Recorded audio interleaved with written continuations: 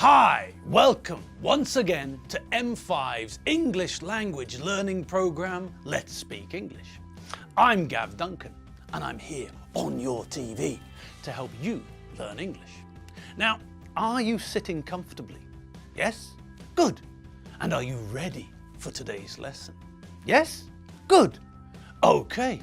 Well, let's learn English together. And welcome everyone, welcome all of you out there in Hungarian TV land. Welcome to the studio. Are you all ready for some more English? I hope so. Today, we're going to be looking at something new. Yes, that's right. Yesterday and the day before yesterday, we learned some new prepositions of time. And today, we're also going to learn some new prepositions. Whee! Okay, but before we start, a quick test. Think about all the prepositions of time that you know and use them to complete the following sentences. Let's do the first one together. Number one, what do you normally do the weekend? And what's the correct answer? What's the preposition we use when we're talking about weekends? That's right. When we're talking about a weekend, we use the preposition at. So, the correct sentence is, number one, what do you normally do at the weekend? Good. Okay, let's see what you make of the others, shall we? Number two, would you like to come to my house for dinner? Thursday. Number three, Alfredo is taking Mary to Somalia on holiday. They'll be away 3 weeks. Number four, British kids usually open their presents Christmas morning. Number five, Hungarian kids usually open their presents Christmas evening. Number six, we're going to Mongolia 2 weeks, August. Number seven, we've been learning English together about 9 months. Number eight, John must be home 11:30 p.m. at the latest. Number nine, what time does Loretta get up? The mornings. Number 10, vampires don't sleep night. They fly about the place, biting people on the neck. Okay, great. Let's check them all and see how you got on. Well, we already know the correct answer for number one, at, because we use the preposition at when we're talking about the weekend. Okay, number two. Well, what preposition do we use with days? At, in, over, under? No. When we're talking about a day of the week, we use the preposition on. So, the correct sentence is, would you like to come to my house for dinner on Thursday? Bingo! Next. Okay, now this one is talking about how long Alfredo and Mary are going to be away. We've got the information about how long. And which preposition of time do we use with information about how long? That's right, for. So, the correct sentence is, Alfredo is taking Mary to Somalia on holiday. They'll be away for 3 weeks. Great! And now a sentence about Christmas. About Christmas morning. This could be tricky. What do you all think? That's right. We know that we use in when we're talking about in the morning, in the afternoon, and in the evening. And we also know that we use on with days. On Monday, on Wednesday, on Sunday. But We also know that we use at with religious festivals like at Christmas and at Easter. But, Burt Lancaster, although we talk about at Christmas, when we say at Christmas, we're talking about the whole period, the whole of the Christmas festive period. When we're talking about in the morning, in the afternoon, and in the evening, we're talking about these things in general, not about a specific morning, afternoon, or evening. So here, the correct answer is on. We use on and talk about on Christmas morning because we're talking about a date. Christmas morning is the same as saying the 25th of December, so we use the preposition on. You all remember that we use the preposition on with dates. So the correct answer is British kids usually open their presents on Christmas morning. And on we go to the next one. Now this one should be easy. It's exactly the same logic as sentence 4. So what's the correct answer? Bingo! Fish and chips for everyone. The correct answer is on. Hungarian kids usually open their presents on Christmas evening. Okay, next. Ooh, look, this sentence has got 2 prepositions of time. Okay, what do you think? Well, the second one is very simple. What preposition do we use with months? Yes, in. Okay, and what about the first one? Well, we're talking about a period of time, so it must be for. Okay, so let's see the complete sentence, shall we? We're going to Mongolia for 2 weeks in August. Okay, and what about number 7? Well, what do you think? It's talking about a period of time. It's the same as number 6. It's 4. We've been learning English together for about 9 months. Ooh. And what about the next one? This one is talking about a deadline. This is the last possible time that is okay for John to come home. Before this time is okay, but after this time is not okay. It's by. John must be home by 11:30 p.m. at the latest. Okay, and now a very simple one. We're asking about mornings in general. So, what preposition is it? Are we talking about in the evenings? No. Are we talking about in the afternoons? No. We're asking about what time? In the mornings. What time does Loretta get up in the mornings? Great. We've reached the last one, and it's an easy one, isn't it? Yes, it's the odd one out. In the morning, in the afternoon, in the evening. But what about when it comes after the evening? That's right, we sleep at night. Let's see the completed sentence.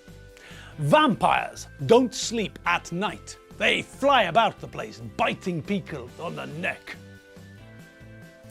Okay, did you get all of those right? I bet you did.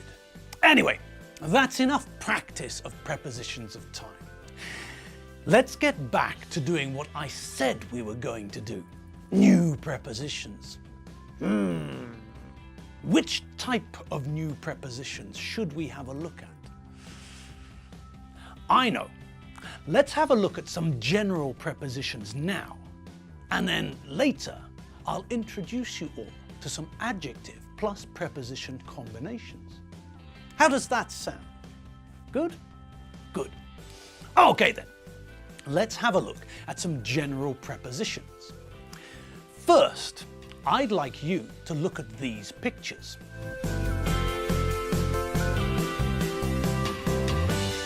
Now, what do you think the connection is among all those pictures? Well, the first one is fire. Then there's a TV. Then a holiday. Weird, huh? Then there's a radio. And then an old phone from the 1970s. A trim phone. We used to have one of those in 1977. Then there's another phone. An old mobile phone. Then finally, there's someone worrying about the time. It's a mystery. Maybe we need the help of Hong Kong Phooey and his cat Spot. No, we should be okay without them. So, let's have a look at all of those things again. The one thing that connects them all is the fact that we use the same preposition with them all. All of these things use the preposition on. When something is burning, we say that it's on fire. The guitar is on fire. Think about what you're doing now. You're watching television and I'm on TV. Let's Speak English is on TV 5 times a week. And then there's an omnibus on Sundays. Okay, so there's a pattern emerging here, isn't there? What's the next picture? A holiday. And when I stop working and go away for a couple of weeks in the sun, what am I doing? That's right, I'm going on holiday. When I'm not working, when I'm lying on a beach, burning in the sun, then I'm on holiday. Aha! It's all becoming clearer. What's next? It's a radio. Well, this is the same as the television. When we're listening to something via the radio, we say that we're listening to something on the radio. It's the same preposition. This morning, I listened to Motorhead's fantastic song, Ace of Spades, on the radio when I was having my breakfast.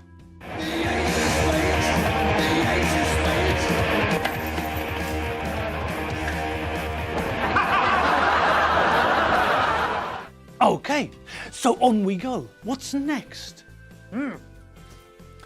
This next one is a bit strange. It's a man with an alarm clock. That's right. And what's the message? That's right. The message is about time. It's about what we say when we're not early and we're not late. If we're not early and we're not late, then we're on time. So, all of those pictures were connected by one thing. We use the same preposition with all of them. When I'm driving, I like to listen to music on the radio. I got to work on time because the train was on time. The police stopped the traffic on the motorway because a car was on fire. Every year, Mr. and Mrs. Williams go to Corfu on holiday. The driver of the car was on the phone. That's why he had an accident. What's on television tonight? Well, there's a film on TV at 8:30. Great! So, now we know some more prepositions. This time we learn some general prepositions. Prepositions we use with certain words. Good. We'll learn some more later, but for now, yes, that's right. It's that time again. It's time for Enid. Enid? Are you there? Hello, people! Hello, hello! And how are you all today? Is everything fine? It is? Oh, good! Now, last time I spoke to you, I told you that I needed to study football a bit more, to find out more about the game, to see if it's the sort of sport that I would like to play. You remember that the doctor wants me to take up a sport? Yes, well, I understand football a bit better now.